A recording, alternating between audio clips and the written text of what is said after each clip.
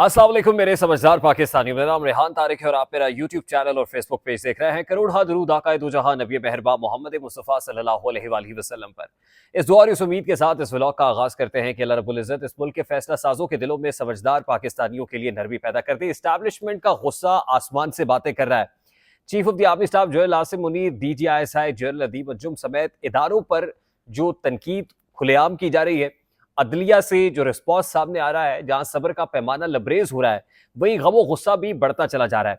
अब से कुछ देर पहले एक अफसोसनाक वाकया इस्लामाबाद में पेश आया, जहां GNN के ऑफिस के बाहर जब प्रोग्राम की रिकॉर्डिंग से फारिग होके पाकिस्तान तहरीक इंसाफ के मरकजी सेक्रेटरी इतलात रऊफ हसन साहब पार्किंग लॉट की तरफ बढ़ रहे थे, तो CCTV फुटेज सामने आ गई है जिसमें उनके घात लगाए हुए चंद ख्वाजा सरा हैं जो बड़ी तसल्ली से हाथ साफ करते हैं रऊफ हसन साहब पे। लगता यह है कि रैकी करके वो आए हुए थे, इंतजार कर रहे थे।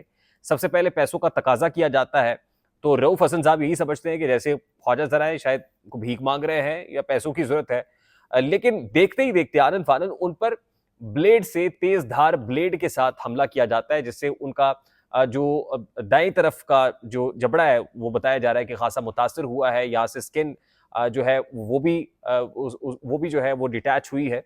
तो और फिर उनको जो है खून में लथपथ भी देखा जा सकता है। मकामी हॉस्पिटल में उनको मुंतकिल किया गया। पुलिस वहां पर पहुंची और अब तक की इत्तलात के मुताबिक तहकीकात का दायरा कार वसी किया गया है। पुलिस की जानिब से 5 टीमें तश्कील दे दी गई हैं, नाकाबंदी की जा रही है और नामालूम अफराद के खिलाफ जो मुकदमे का इंदराज है वो अभी इस हवाले से पाकिस्तान तहरीक इंसाफ ये कहती है कि हम लीगल टीम के साथ मुशावरत करेंगे, जिसके बाद कोर्स ऑफ एक्शन लेंगे और फिर इसके ऊपर ऑफिशियल स्टेटमेंट भी जारी किया जाएगा। तहम मजम्मत सेनेट के अंदर भी बैरिस्टर गौहर की जानिब से इस इकदाम की गई है। अब देखने की बात यह है कि रऊफ हसन साहब पर यह हमला कौन कर सकता है या कौन करा सकता है। रऊफ हसन जिस वक्त GNN के ऑफिस से बाहर निकल रहे थे, उससे कुछ देर पहले उनकी जानिब से एक जामे प्रेस कॉन्फ्रेंस की गई थी और इस प्रेस कॉन्फ्रेंस से मुतालिक मैं अपने अर्लियर व्लॉग के अंदर आपको बता चुका था कि आज एक अहम प्रेस कॉन्फ्रेंस होगी। और वो प्रेस कॉन्फ्रेंस भी इसलिए थी कि आज इमरान खान साहब से अडयाला जेल में बड़ी अहम मुलाकातें थी और जाहिर है पार्टी के मरकजी सेक्रेटरी इतलात जो है वो जाके नैरेटिव देते हैं और वो बता चुके हैं कि मैं जो बात कहूंगा वही ऑफिशियल वर्जन समझा जाए, इमरान खान साहब की बात समझी जाए, यानी इमरान खान को वो रिप्रेजेंट करते हैं। बैरिस्टर गौहर की मुलाकात आज इमरान खान साहब से अडयाला जेल के अंदर हुई, तो यकीनन जो प्रेस कॉन्फ्रेंस थी वो पाकिस्तान तहरीक इंसाफ की पॉलिसी स्टेटमेंट को रिफ्लेक्ट कर रही थी और बड़ी जामे प्रेस कॉन्फ्रेंस थी जिसमें तमाम तर पहलुओं का अहाता किया गया। और उसके बाद रऊफ हसन साहब को जिस अंदाज में निशाना बनाया गया, ये कोई पहला मामला नहीं है। आपको याद होगा कि एक जर्नलिस्ट समी इब्राहिम साहब, सीनियर जर्नलिस्ट हैं, वो भी अपने ऑफिस से बोल न्यूज के दफ्तर से निकले थे, पार्किंग लॉट में पहुंचे थे और ख्वाजा सराव ने धावा बोला था और उन्हें क्यों निशाना बनाया गया था ये भी सब जानते हैं। किस पर तनकीद हो रही थी या किसको हदफ तनकीद बनाया जा रहा था और फिर इन रिस्पॉन्स ख्वाजा सराव से अटैक करा दिया गया। और आपको ये जानकर भी हैरानी होगी और बाइस ताज्जुब होगा कि रऊफ हसन साहब पर यह आज अटैक नहीं हुआ, बल्कि ऐसी ही अटेम्प्ट ख्वाजा सराव की जानिब से कल भी की गई थी। यानी ख्वाजा सरा ये ताक में बैठे हुए थे कि रऊफ हसन साहब किस वक्त हमारे हाथ चढ़ते हैं और कैसे हम हाथ साफ करते हैं। और फिर जो CCTV फुटेज है उसमें बड़ी कोऑर्डिनेटेड एफर्ट लग रही है, अटेम्प्ट लग रही है, यानी जिसको कहते हैं ना अपना रांझा राजी करना और रीझ से मारना किसी को, ऐसा मामला हुआ है। अब पाकिस्तान तहरीक इंसाफ इसके ऊपर क्या लीगल कोर्स ऑफ एक्शन लेती है या इसका इल्जाम किसके ऊपर लगाती है, आई थिंक इसके ऊपर तो कोई कंसेंसस होगा और कंसेंसस डेवलप होने के बाद कोई ना कोई जो पॉलिसी स्टेटमेंट है वो सामने आएगा। लेकिन पता ये चल रहा है कि कहीं ना कहीं गुस्सा जरूर है। अब मुल्क के अंदर कहने वाले तो ये कहते हैं कि ख्वाजा सरा खासे एक्टिव हो गए हैं और मारकुटाई कहीं पुलिस वालों की हो रही है, कहीं पुलिस वाले जो है वो बहावल नगर वाक़े के अंदर फौजियों के हाथों जो है वो कुटाई खा लेते हैं। तो ख्वाजा सरा कहाँ से आते हैं और किस पे हाथ साफ कर रहे हैं, इस हवाले से मेरा ख्याल है कि मजीद बात करेंगे तो समझने वालों के लिए इशारा ही काफ़ी है। समझदार पाकिस्तानियों में इसीलिए कहता हूँ, तो गुस्सा जहाँ है, प्रॉब्लम जहाँ है, वहाँ से एग्रेशन आ भी रहा है। तो बहरकैफ इससे ज़्यादा मेरा ख्याल है कि इस पर बात करने की ज़रूरत नहीं है। एक और इम्पॉर्टेंट मामला है और पार्लियामान में अब एक बिल जो है वो पेश कर दिया गया है और ये बिल नूर आलम खान साहब लेके आए हैं और एग्जीक्यूटिव और जुडिशरी के माबैन जो एक टसल चल रही है उसके अंदर एक नया मोड़ आ गया है। जस्टिस बाबर सत्तार जो काफ़ी खटक रहे हैं हुकूमत को, और वो इसलिए खटक रहे हैं कि दोहरी शहरियत का मामला है और दोहरी शहरियत के कानून में तब्दीली लाने के लिए आइन में तरमीम का बिल जो है वो नूर आलम खान साहब ने कौमी असम्बली में जमा करा दिया है। अब आइनी शिकें 177 है, 177, 193 और 208 जिसमें तरमीम का मुतालबा किया जा रहा है और इस तरमीम के मुताबिक ये कहा जा रहा है कि हाई कोर्ट का जज हो या सुप्रीम कोर्ट का जज हो, उसकी जो प्री क्वालिफिकेशन है या प्री रेक्विजिट है वो ये है कि उसकी दोहरी शरीयत नहीं होनी चाहिए।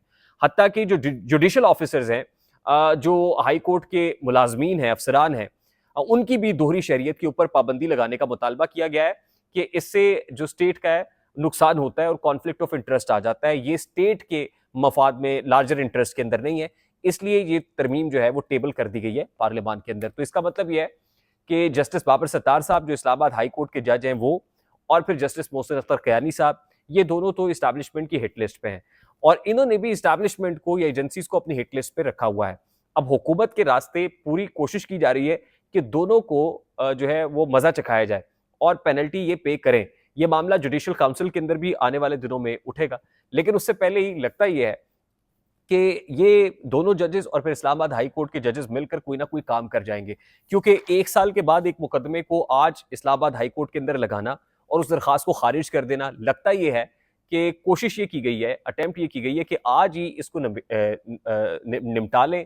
ये ना हो कि बाद में इस्टेब्लिशमेंट की जानिब से ये केस रीओपन कर दिया जाए, क्योंकि इस वक्त कोशिश ये भी की जा रही है कि ऑलरेडी जो केसेस इमरान खान साहब पे बने हुए हैं उन केसेस के नताइज तो सामने आ रहे हैं और इसमें इमरान खान साहब को क्लीन चिट भी मिल रही है और ultimately Imran Khan will come out from the jail. लेकिन कोई नए केसेस भी बनाए जाए। जो सबसे टॉप मोस्ट कोशिश हो रही है वो ये हो रही है कि 9 मई के केस के अंदर इमरान खान साहब के अगेंस्ट को स्ट्रॉन्ग एविडेंस लेके आए जाए। लेकिन हमने एक गुज़श्ता रोज ही देखा कि 9 मई के वाक़े में जो थाना खन्ना है, खन्ना पुल है, वहां पे जो इमरान खान साहब के ऊपर मुकदमात का इंदराज था, उसमें इमरान खान साहब को बाइज्जत बरी कर दिया गया और इसलिए किया गया कि प्रोसिक्यूशन बहुत वीक थी और कोई सब्सटेंशियल एविडेंस नहीं था जो ये इस्टेब्लिश करे कि इमरान खान साहब 9 मई के मास्टरमाइंड थे। इसी तरीके से जो 9 मई के दीगर मामलात हैं उसमें भी कोई सब्सटेंशियल एविडेंस पेश नहीं किया जा रहा प्रोसिक्यूशन की तरफ से जो ये इस्टेब्लिश करे कि इमरान खान साहब ने 9 मई कराया है। तो इस्टेब्लिशमेंट तो जाहिर है जुडिशरी के ऊपर तो गुस्सा निकालेगी और जुडिशरी जो है वो जब रिलीफ देगी, रिलीफ पे रिलीफ देगी, इमरान खान साहब के लिए ब्रीदिंग स्पेस पैदा होती जाएगी तो गुस्सा तो बढ़ेगा। और जाहिर है ये गुस्सा हुकूमत के ऊपर भी बढ़ रहा है कि हुकूमत इमरान खान के अगेंस्ट को काउंटर नैरेटिव नहीं लेके आ रही। यानी पाकिस्तान मुस्लिम लीग नून को जो काम करना चाहिए वो इस्टेब्लिशमेंट को खुद मैदान में आके करना पड़ता है। उन्हें DGISPR से प्रेस कॉन्फ्रेंस क्यों करानी पड़ती है, आर्मी चीफ जाके मुख्तलिफ मकामात पे खिताबात क्यों करते हैं, अब DGISI को स्टूडेंट्स के साथ मिलकर कोई जो व्यू पॉइंट है वो क्यों देना पड़ता है। ये आपका काम था, पॉलिटिकल स्टेक होल्डर्स का काम था। पॉलिटिकल स्टेक होल्डर्स ये करने में नाकाम दिखाई दे रहे हैं और फिर ऐसे में वो इस्टेब्लिशमेंट से गिला भी करते हैं कि आपने हमारी मकबूलियत रहने नहीं दी, हमारा नैरेटिव चला गया। और फिर नवाज शरीफ साहब जो है वो अब इस्टेब्लिशमेंट की मर्जी से, मंशा से, उनकी आशीर्वाद से एक नया नैरेटिव बनाने की कोशिश तो कर रहे हैं, लेकिन उसमें प्रैक्टिकली कोई सक्सेस होती भी नजर नहीं आ रही। तो ये सारा फस और ये सारा केओस लगता है कि किसी ना किसी की गर्दन लेके जाएगा। ये इतनी आसानी से जाने वाला नहीं है। आई होप मेरी बात आप तक पहुंची होगी। अगर पहुंच जाए तो वीडियो को लाइक और शेयर करना मत भूलिएगा। और जो अडियाला में मुलाकातें हुई उसके बाद ही फ्लेक्सिबिलिटी इमरान खान के स्टांस में भी है। जमीयत उलमा इस्लाम पे मौलाना फजलुर रहमान के साथ जो मामला तय पाए हैं, मैं आपको ये बता दूं, रीइटरेट कर दूं कि मौलाना फजलुर रहमान की बड़ी अहम मुलाकात जल्द ही अडियाला जेल में इमरान खान से होने जा रही है। आई होप बात समझ आई होगी। अगर आए तो लाइक और शेयर कर दीजिएगा। चैनल पे नए तो चैनल को सब्सक्राइब कीजिएगा। मुझे रेहान तारिक को इजाजत दीजिए। अपना बहुत सारा ख्याल रखिएगा। अस्सलाम वालेकुम।